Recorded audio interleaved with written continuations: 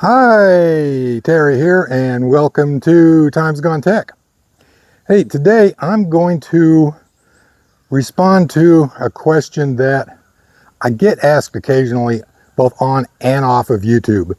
So stick around.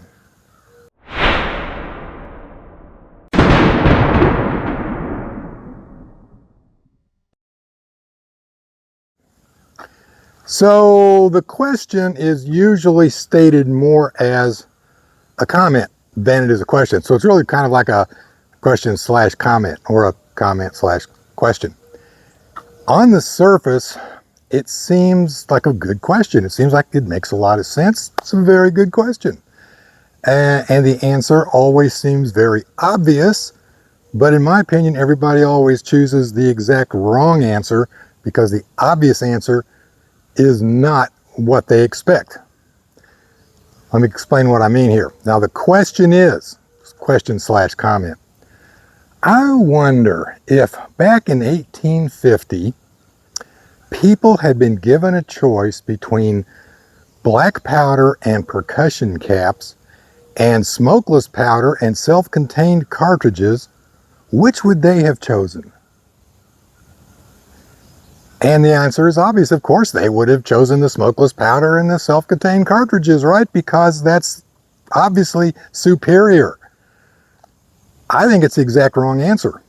I think people would have gone with percussion caps and black powder and said, no thank you, to smokeless powder and cartridges. And I'm going to explain why today. Okay, today we think that as soon as percussion caps were invented and put out on the market back in 1820, everybody with a flintlock just threw that flintlock away and ran out and got themselves a percussion cap.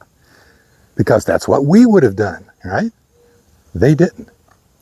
Today, we think that as soon as the revolver came along, everybody threw away their clunky old one-shot cap and ball pistols and bought a revolver because that's what we would have done. They didn't.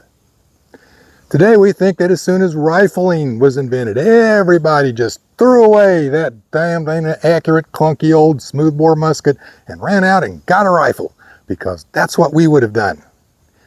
They didn't. And today we think that if we could go back to 1850 and offer people smokeless powder and cartridges, they would just jump on it because that's what we would have done. They wouldn't have. Here's why. Percussion cap technology, well, basically it was invented in 1800, but not in a form that we would recognize. But by 1820, something like a modern percussion cap was available and out on the commercial market. But it wasn't until 20 years later that the general public, around 1840, that the general public really started warming up to the idea. Now, yeah, I know the Colt got his patent for the revolving cylinder in the 1830s, and he came out with a Patterson, I think it was like 1836, something like that. But he only made a few of them. And we're talking about the general population, you know, the American and European population as a whole. They really didn't start warming up to percussion cap technology until around 1840. In fact, during the Mountain Man period of the 1840s, most of those old guys, despite what Hollywood and black powder forums people insist, most of those old guys who were actually going to go out into that mountain frontier and stay 1 or 2 years actually took a flintlock, not a cap lock. And that's because a flintlock was far more reliable. People understood the technology. It had been around for centuries. They understood it. They trusted it. It was time-tested, proven technology. At that time, percussion caps weren't. They were brand new. They had no history. People didn't really understand even how they worked. Some people, of course, were standing in line to grab the very first percussion caps that came off the assembly line, all right? But most people didn't. In the 1800s, it was very normal, very common for a household to own only one firearm. That was usually a flintlock smoothbore musket, and it was used for both self-defense and hunting. So it was used to defend the home with and to bring food home for the family. And it was generally passed down from grandfather to father to son. Now, as late as 1862, when the Civil War started, there were a lot of young men who showed up ready to enlist, bringing with them their grandfather's flintlock smoothbore musket. Oh, it changed very quickly once the war got going, but right at the very start of the war, there were probably about as many percussion caps as there were flint and steel going on there. Like I said, that changed very quickly, but that shows you the state of mentality of people at that time. Look, you don't throw away grandpa's tried, true, tested musket over some newfangled fad that might not even work, all right? It takes time for new technology to work its way into the culture. When the Civil War ended, 1865, John Wilkes Booth assassinated Abraham Lincoln with a single-shot cap and ball Derringer. Now think about that for just a minute or two, okay? 1865, you had your Army, your Cold Army, you had your New Model Army Remingtons, you had your belly guns, you had your pocket guns. They'd been on the market for 15 years. He could have had 5, 6 large caliber rounds, and nobody really would have thought anything about it. The market was flooded with those things. And yet he chose a single shot cap and ball Derringer. And the model of Derringer that he used was actually very commonly carried at that time as an everyday carry self-defense weapon among civilians. In 1865, people were carrying single shot cap and ball Derringers for personal self-defense. They were choosing to carry it. Why? Because they understood and trusted the technology. Colt came out with a Patterson in the 1830s, didn't sell one to a civilian that I know of. Now, if that's not true, I'm sure someone will correct me on that, but I don't think he sold a single Patterson to a civilian. Military bought some, the Army. They were used in both Florida and in Texas, and where they were used quite successfully, but there was no civilian market for them. Okay, Colt came out with a Walker in 1847, or the M1847, and made 1,500. 1,000 went to the mounted rifles in Texas, the Rangers, as we now call them, and he kept 100 for promotions to try and break into the civilian market. He even renamed the revolver from the M1847 to the Walker to try and cash in on Sam Walker's growing, reputation down in Texas. Didn't sell a single one. Now, yes, granted, there were design flaws, but there are in all new technology. Look, in 1850, most people had never even seen a revolving handgun. Now, that's just a fact. That's just the way it is. They heard about them. They'd seen drawings of them, cartoon pics, you might call them, in the newspapers and stuff, but they'd never actually seen or held one. So when the pocket gun came out in 1849, and then the Navy came out in 1850, for most people, that was some seriously radical technology. And there were a lot of people who still didn't completely trust percussion caps or this newfangled gizmo revolving cylinder thing. What the heck's up with that? Now imagine throwing into that smokeless powder. What the heck do you mean, smokeless powder? What, you mean gunpowder that doesn't smoke?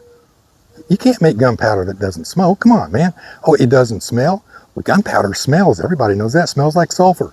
What, you mean it doesn't foul the barrel? How does that even work? I mean, what the hell is that? What are you trying to pull on me, man? Smokeless powder. Yeah, real gunpowder was good enough for my granddad. It was good enough for my dad. Good enough for me. Real gunpowder. I'll let somebody else blow themselves up or get scalped by the Comanches trying that newfangled smokeless doobity-dob stuff out. I'm going to stick with real gunpowder because I know it works. Percussion caps and a revolving cylinder. That's radical enough for me, dude. They wouldn't have gone with cartridges either. Paper cartridges didn't exist yet. That technology came along later. We were still back in the days of the Walker and the Dragoons. All right, this was all still to play for. Most of the technology that we associate with cap and ball revolvers actually came in near the end of the cap and ball period, not at the beginning. So it would have been trying to push too much technology on people too fast, too soon. They hadn't even warmed up to revolvers yet. Most people hadn't even seen one, right? Most people didn't probably really even trust them, especially with the reputation the Patterson, the Walker, and the Dragoons had. Those kind of technologies take time to build up. Percussion caps came out on the market, and it was 20 years before the general population was really accepting them. Revolving cylinder came out in 1830s, and it was 20 years before the general public really began to kind of warm up to this stuff.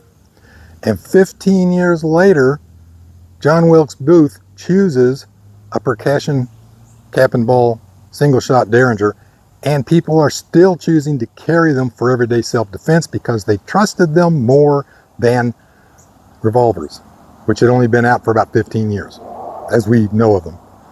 So, yeah, that's my reasoning for it, really. Look at it this way. Here's another good way to look at it. Suppose if our great-great-great-great-grandchildren, okay, ask, I wonder if back in 2026, if people had been offered a choice between having to do all manual labor themselves or having an AI robot do it for them, I wonder which they would have chosen. And of course, they'll all assume that we'd go with the AI robot, right? Because that's what they've got, that's what they trust, it's what they know, that's what they're using. But look at the resistance to artificial intelligence today. Look at how many people are absolutely turning against artificial intelligence. Now, there are people who are embracing it, of course. There are people who would line up to join the Borg Collective, all right?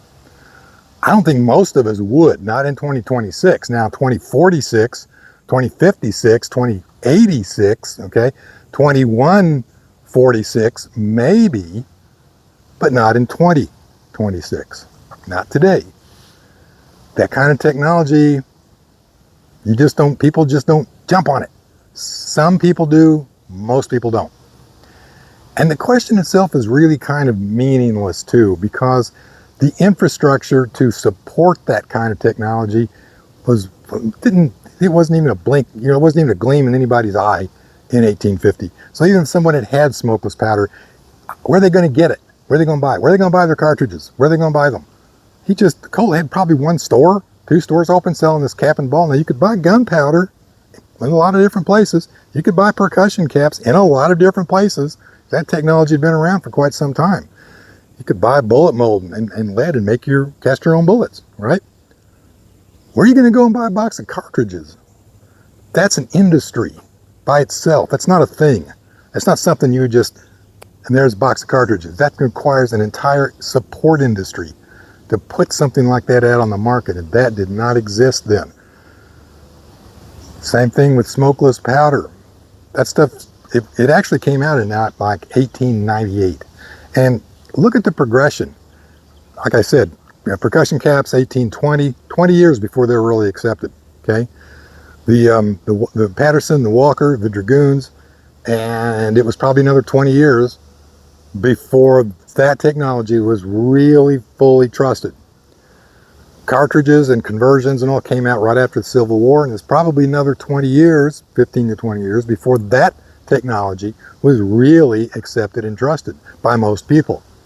Smokeless powder came out 1898, let's say 1900, and it was probably World War I before it was tested and proven enough that most people really accepted it. Obviously, some people did, but anyway, this is getting too long as it is. So that's my opinion. In 1850, if people had been given a choice between black powder and percussion caps and smokeless powder and cartridges, which would they have chosen? They would have chosen black powder and percussion caps, because that's what they understood, that's what they trusted. Thanks for watching, and see you next time.